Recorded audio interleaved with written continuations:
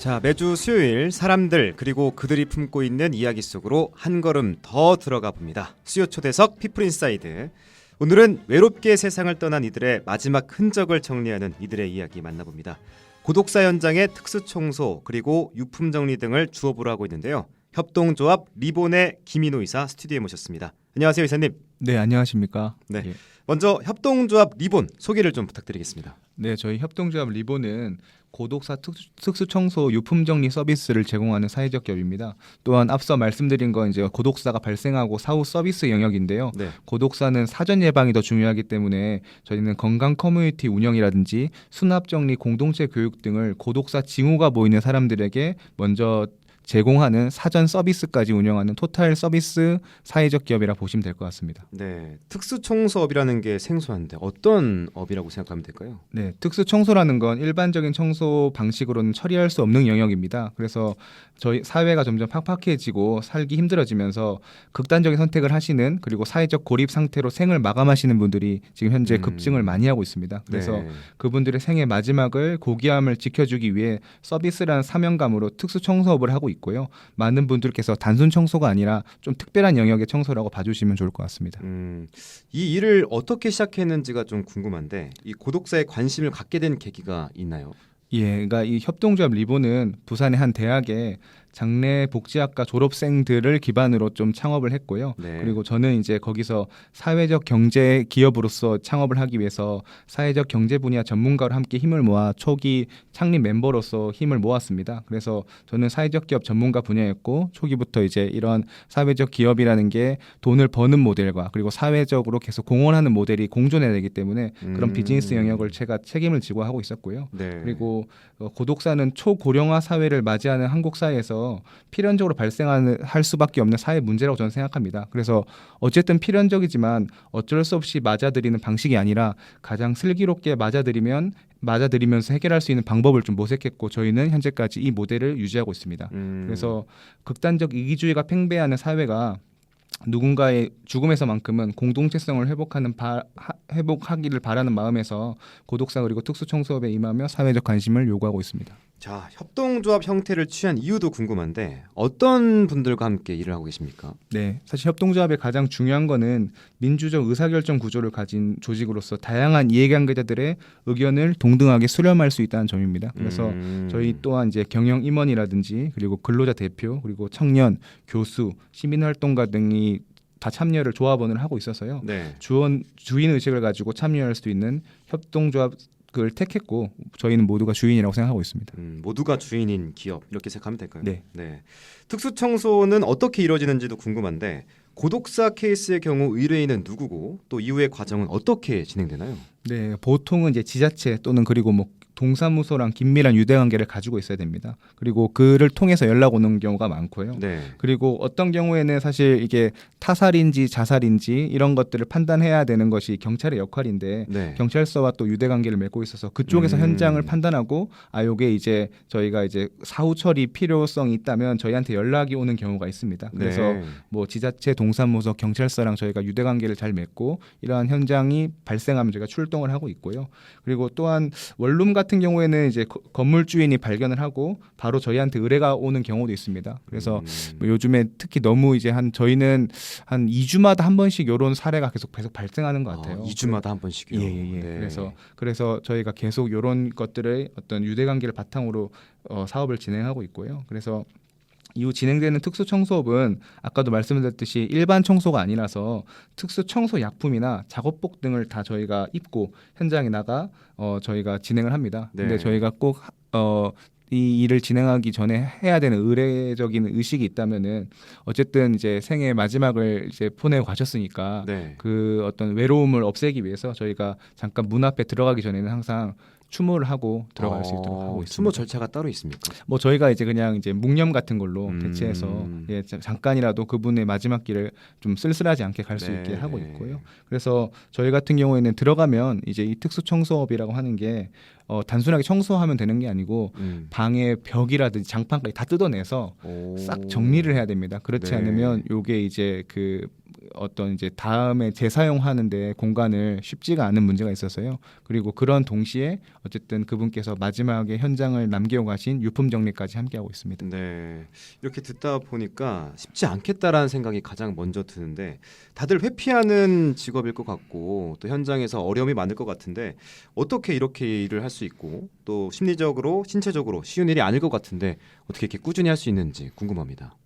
사실 저도 이거 처음에 이제 이 회사를 창업을 하고 현장에 나갔을 때 솔직히 말해서 좀 놀랐습니다. 어떠셨어요? 그때 처음 기억을 좀 생각해 보시면. 그러니까 춤을 하고 저희가 이제 현장에 들어갔을 때 네. 그 어떻게 보면 표현 악취가 좀 사실 났어요. 네. 그 악취를 제가 이거를 생전 이런 악취를 처음 맡아봤다라는 생각이 들었고요. 근데 어쨌든 저희가 이걸 일로써 해야 되는데 네. 순간적으로 항상 내가 좀 나가고 싶다. 이 현장에서 이런 생각이 들 정도로 굉장히 힘들었고요. 네. 그래서 근데 현장마다 상태가 상당히 많이 달라요. 이제 이 고독사라고 하는 것들이 결국에는 발견 자체를 사망하고 나신 이후에 72시간 이후에 발견되는 걸 고독사 통계로 잡고 있습니다. 네. 그래서 고독사라고 하는 것들이 72시간 직후에 발견됐는지 3일인 거죠? 네, 그렇죠. 뭐 일주일 됐는지 그렇지. 한 달이 됐는지 네. 다 상황이 다르기 때문에 그래서 이게 결국에는 주변 이웃이라든지 아니면 이런 것들에 대해서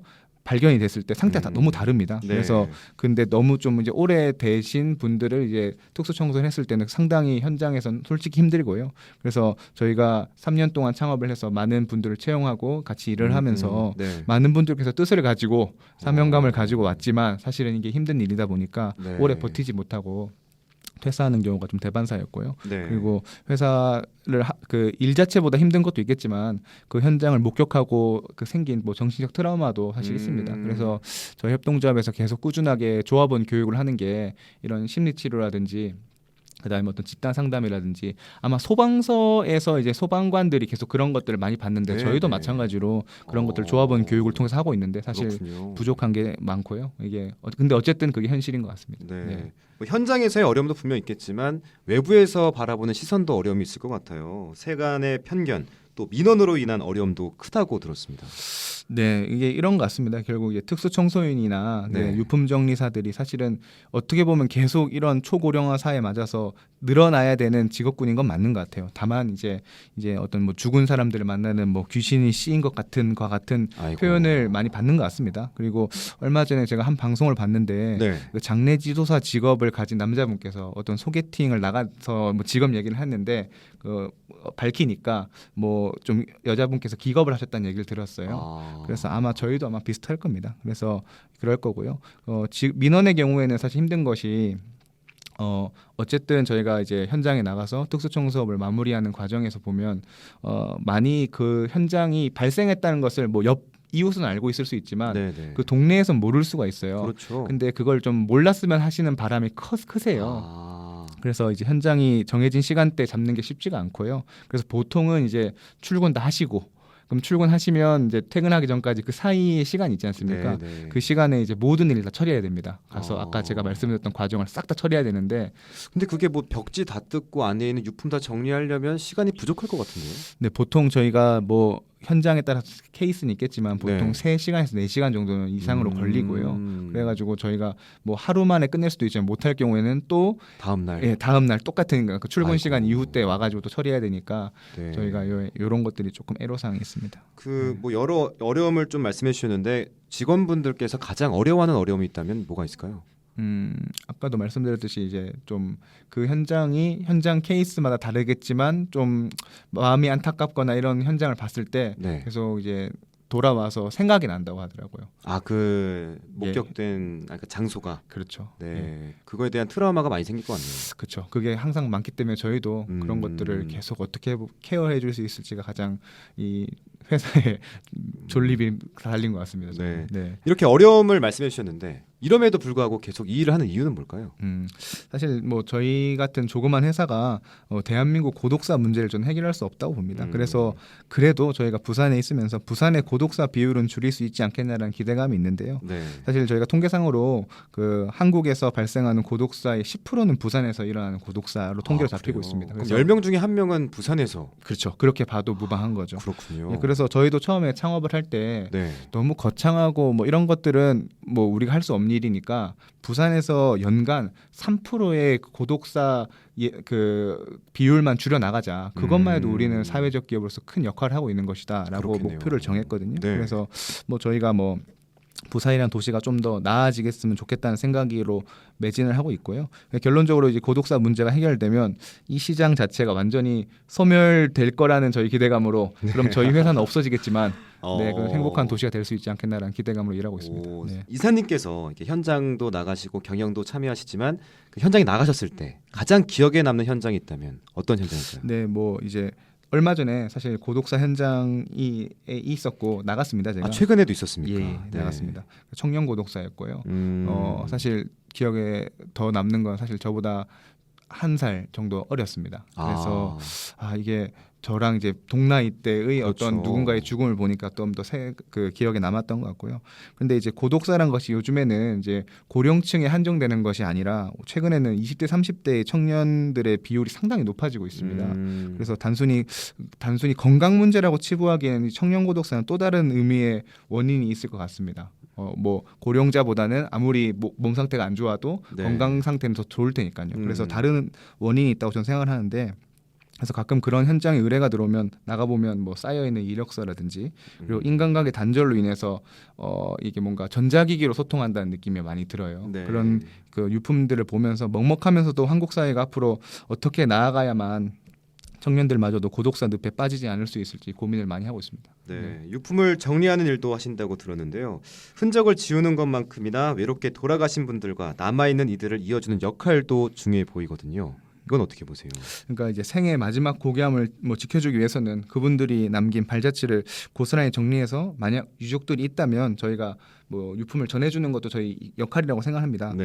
다만 이제 고독사가 발생한 분들이 대부분 경제적으로는 좀 어렵거든요. 그래서 유족들이 없는 경우가 상당히 많습니다. 그래서 그 유품을 전달하는 과정만이 쉽지는 않아요. 저희한테는. 근데 결국 이런 것들이 사실 여유와 여력이 없으신 분들의 경우가 많은 경우에는 최근에는 이제 경제적으로 좀 어려움을 겪고 계신 분들한테 지자체에서 공영장례라고 해가지고 이제 사회 서비스를 좀 지원하는 택이 있습니다. 그러니까 생애 마지막까지 돈 때문에 이렇게 우리가 논쟁하지 말자. 그래서 그런 것들을 뭐 기초생활수급자라든지 이런 분들은 장례를 그 지자체에서 치러주고 있거든요. 네. 그래서 저는 뭐 유품정리 플러스 해가지고 이런 공영장례가 좀 지자체별로 발달이 좀 돼야 된다고 저는 생각을 하고 있습니다. 공영장례 시스템은 뭐 부산에서 잘 이루어지고 있나요? 네, 부산에서는 이제 지금 조례로 만들어져 있고요. 지자체별로 다는 아니고요. 몇 군데 정도가 만들어져 있고 작년도부터 좀 시범적으로 좀 몇 군데가 진행되고 있습니다. 그리고 동구에 쪽방촌 있지 않습니까? 그쪽은 사실 이런 케이스가 더 많이 일어나서 그쪽은 이제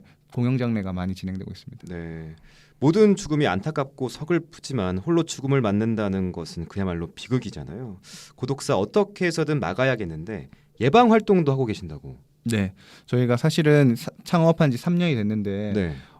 고독사가 일어나고 사후 서비스, 뭐 특수 청소라든지 유품 정리의 그 일을 많이 했던 것 같습니다. 그런데 근본적으로는 고독사가 안 일어나는 게 저희한테 좋은 거니까요. 그렇죠. 그래서 예방 사업을 하기 위해서 작년도부터 이제 기업부설 연구소라고 해서 그 협동조합 내에 이제 전담 부서를 만들었습니다. 그래서 그렇군요. 거기서 설립하고 예방 활동에 총력을 기울이고 있고요. 네. 그래서 본질적으로는 사후 서비스만으로는 해결할 수 없기 때문에 사전 예방을 하려고 하고 있고 간단하게 소개드리면 결국 그 우울증 증세를 보이거나 또는 사회적 고립을 이제 하고 사회적 고립 상태인 청년들한테 이제 청년 건강 신호등 프로젝트라고 해가지고 커뮤니티를 조성했습니다. 그래서 거의 매주 저도 동참을 해서 매주 뛰고요. 아, 뛰는 겁니까? 그 조깅도 하고 배드민턴도 치고 볼링도 치고 같이 하고 있고요. 운동을 같이 하는 운동도 거군요. 같이 하고 있고 그것뿐만 아니라 이제 저희가 집단 상담이든지 그다음에 어떤 개별 상담을 꾸준히 진행해서요. 그분들이 좀 더 이 관계 맺는데 좀 더 쉽게 될 수 있도록 하고요.